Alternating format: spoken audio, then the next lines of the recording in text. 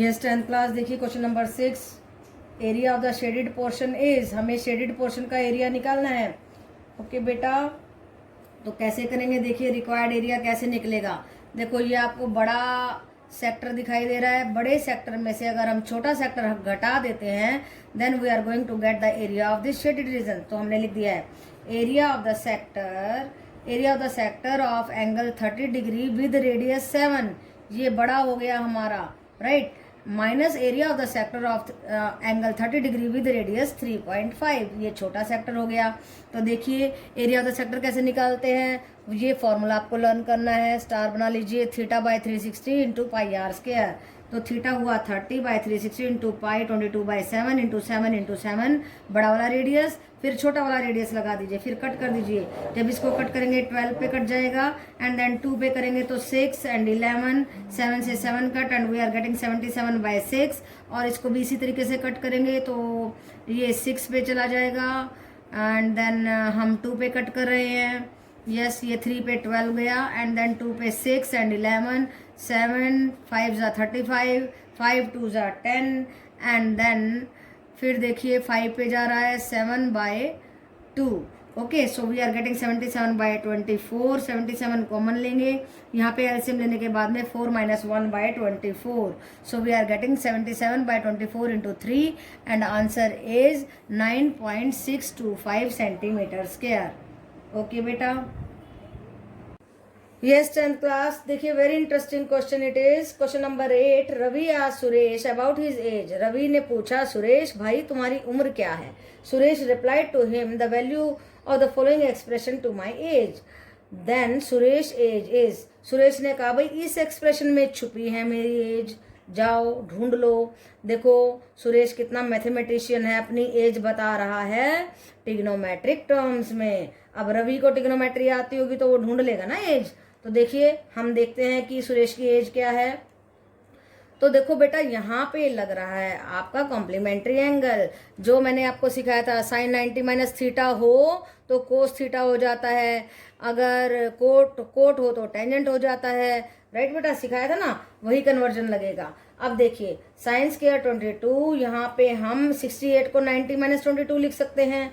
यहाँ पे जो है हम इसको लिख सकते हैं, यहाँ पे कोस आना चाहिए था, यस यहाँ पे कोस स्क्वायर, हाँ इस 22 को 90 - 68 लिख सकते हैं और कन्वर्जन लगाएंगे। यहाँ पे 90 - 63 लिख सकते हैं 27 को। तो ये सारे कन्वर्जन लगा दिए। ये कन्वर्जन क्यों लगा रहे हैं, ताकि हम ये आइडेंटिटी क्रिएट कर सकें, sine square theta plus cos square theta is equal to 1, right बेटा। देखो अब ध्यान से, साइन स्क्वायर 22 यहाँ पे बन गया कोस स्क्वायर 22, राइट बेटा, और यहाँ पे बना साइन स्क्वायर 68, ये था कोस स्क्वायर 68। फिर यहाँ पे देखो, यहाँ पे साइन का बन गया कोस और ये बन गया कोस स्क्वायर 63। और ये देखो ध्यान से, ये आइडेंटिटी बन रही है sine square 68, same angle and ये बनेगा हमारा 63 था, यस, और ये भी 63 था, ये गलती से 68 लिख दिया है, तो मैं सोच रही थी ये क्या हो गया। तो देखिए बेटा, तो यहाँ पे sine square theta plus cos square theta, theta is same, sine square theta plus cos square theta, theta is 22, sine square theta plus cos square theta, theta is 68, same angle and identity is this. तो value क्या आई, ध्यान से देखो, 1/1 + 1, so we are getting 15 into 2 that is equal to 30, so it is 30 years. Okay बेटा, कितना आसान बात है। कन्वर्जन लगाइए, इन कन्वर्जन्स के बाद में आपको ये आइडेंटिटी देखनी है कहाँ कहाँ बन रही है हमारी sign square theta plus cos square theta वाली, और हो गया काम। So it was a very simple question. और देखो दोनों ही मैथमेटिशियन है, मैथ की भाषा में बात कर रहे हैं ना। तो उसने पूछा उम्र, उसने कहा जाओ टिग्नोमेट्री चेक करो अपनी और मेरी उम्र को फाइंड आउट करो। तो कर ली ना रवि ने, रवि को आई ना हो लेकिन हमने कर ली, देखो 30 ईयर्स आ गई। ओके बेटा, यस 10th क्लास देखिए very interesting, very important and a very good question. If the sector of a circle has the area 100 centimetre square, हमारे को एक सेक्टर का एरिया दे दिया है, कोई भी सेक्टर उठाया, ये वाला हिस्सा उठाया, उसका एरिया दे दिया 100 centimetre square, then the perimeter of the sector is, हमें इसका पेरीमीटर यानी कि ये बाउंड्रीज की लेंथ निकालनी है। तो उसके लिए फॉर्मूला आपको लर्न करना होगा। ये देखिए, जब भी आप लेंथ निकालते हैं, लेंथ ऑफ द आर्क, तो कौन सा लगाते हैं, theta by 360 into 2 pi r, right बेटा, क्योंकि हमें इस सेक्टर का निकलना है, इसलिए ये आर आर भी जोड़ना पड़ेगा। तो देखिए, पहली बात तो हम इस एरिया का फायदा उठाते हैं। देखिए, हमारा एरिया ऑफ द सेक्टर क्या होता है, theta by 360 into pi r square, वो दिया है हमारे को 100 सेंटीमीटर स्क्वायर। ओके बेटा, तो यहाँ से थीटा बाय 360 की वैल्यू हम निकाल लेंगे, वो आएगी 100 by pi r square. Okay बेटा, नाउ पैरामीटर निकालने के लिए क्या फॉर्मूला होता है, ये 2r जोड़े 2r हो गया, plus theta by 360, length of the arc निकलती है 2 पाई आर से। ओके बेटा, तो हमने ये जोड़ दिया, दोनों रेडियस जोड़ दिए, तो आ गया हमारे पास 2r प्लस थीटा बाय 360 की वैल्यू यहाँ से लगा दी 100 by pi r square into 2 pi r. इस r से स्क्वायर कैंसिल हो गया, पाई से पाई कैंसिल हो गया, and we are getting 2r plus 100 by r। This is our answer. और एक और एग्जांपल लेके दिखाती हूँ।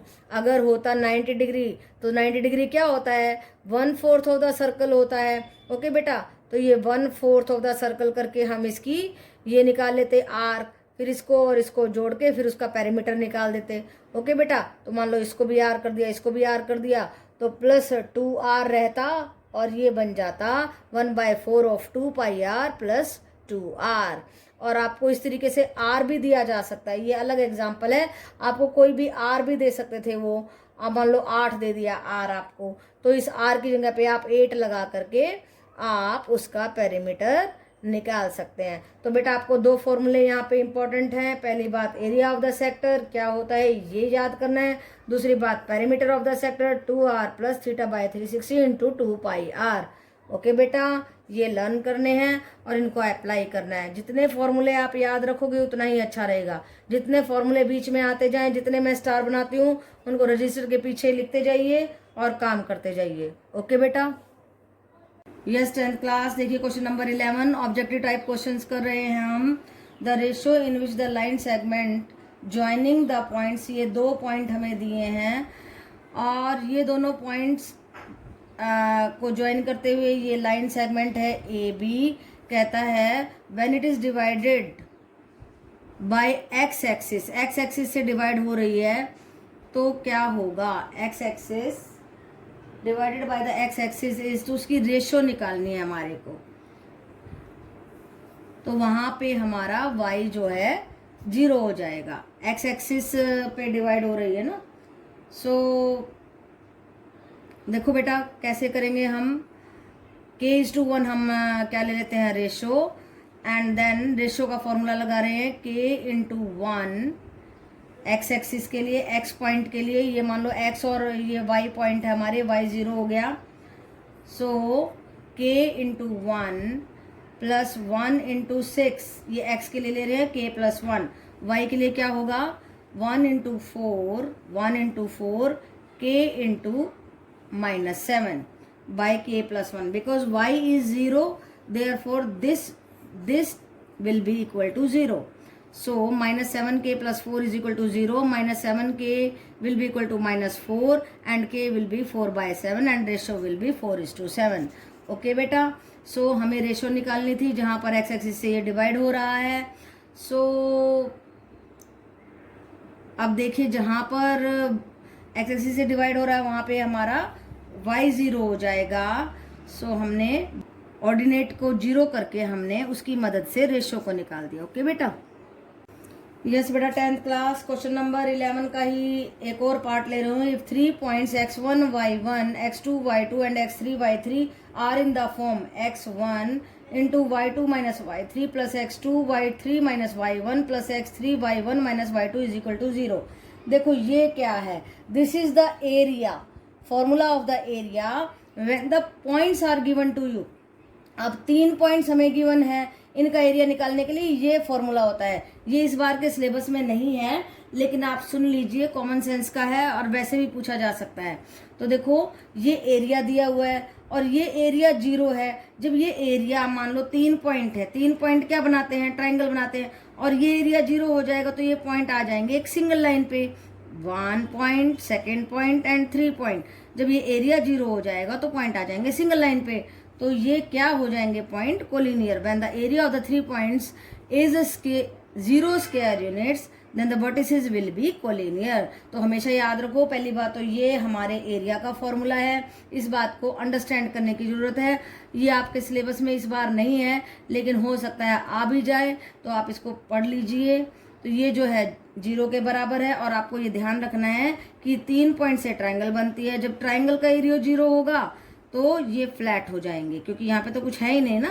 1 2 3 तीनों पॉइंट आ जाएंगे एक लाइन पे, और एक लाइन पे आने वाले पॉइंट होते हैं कोलिनियर। ओके बेटा, यस बेटा 10th क्लास देखिए question number 12। To divide a line segment A B in the ratio 5:8। किसी लाइन सेगमेंट को 5:8 की रेशो में हमें बांटना है, और ray A X is drawn first such that angle B X is acute. अब हमें ए एक्स, ये एक्स है हमारा और ये है हमारा A12। यस, ए एक्स एक ऐसी रे लगानी पड़ेगी और जहाँ पे ये एक्यूट एंगल बना रहे हो। एक्यूट मीन्स 90 से लेस, मान लो 60 बना लिया, 30 मान लो हमने 60 बना लिया या 30 बना लिया। ओके बेटा, then point A1 A2 are located on the equal. फिर हम क्या करते हैं, A1 A2 A3 ऐसे करके 13 पॉइंट्स। क्यों कैसे लेते हैं 13 पॉइंट्स? जो रेशियो होती है उसका सम लेते हैं ना, 8 + 5 = 13। 13 पॉइंट्स लेते हैं। इक्वल इक्वल कंस्ट्रक्शन का क्वेश्चन है बेटा, ये इक्वल इक्वल हम लेते हैं। And at the equal distances at the ray A X point B is joint dash point. तो पॉइंट बी को किस पॉइंट से जोड़ेंगे? देखो कंस्ट्रक्शन का क्वेश्चन है तो पूछ रहा है हमें बी को किस पॉइंट से जोड़ेंगे। बी को हम फाइनली A13 पॉइंट से जोड़ेंगे। क्यों जोड़ेंगे? क्योंकि हमारी रेशो का सम क्या है, 13। ओके बेटा, तो कंस्ट्रक्शन में केवल कंस्ट्रक्ट करना नहीं, इस तरीके से भी आपसे पूछा जा सकता है, और आपको आइडिया लगाना होगा इस तरीके से फिगर बना करके। ओके बेटा, यस 10th क्लास देखिए question number 13। If the point P lies inside the circle then number of the tangents drawn from point P is. बताना है कि अगर कोई पॉइंट P सर्कल के अंदर है तो हम कितनी टेंजेंट्स ड्रॉ कर सकते हैं। देखिए जब पॉइंट P सर्कल के अंदर होता है तो हम एक भी टेंजेंट ड्रॉ नहीं कर सकते हैं, क्योंकि टेंजेंट बाहर से टच करते हुए जाती है। ऐसे बाहर पॉइंट होता है तभी तो उसको टच करके जाएगी, अंदर से तो वो कट करके जाएगी, और कट करती है वो तो सीकेंट होती है, राइट बेटा, और अंदर तो कोड बनती है। तो टेंजेंट हमेशा बाहर से टच करती है। तो इस आंसर क्या हुआ इस क्वेश्चन का, no tangent, no, 0 tangent, because point P is inside the circle, so number of the tangents will be drawn, so no tangents will be drawn. Okay, right beta?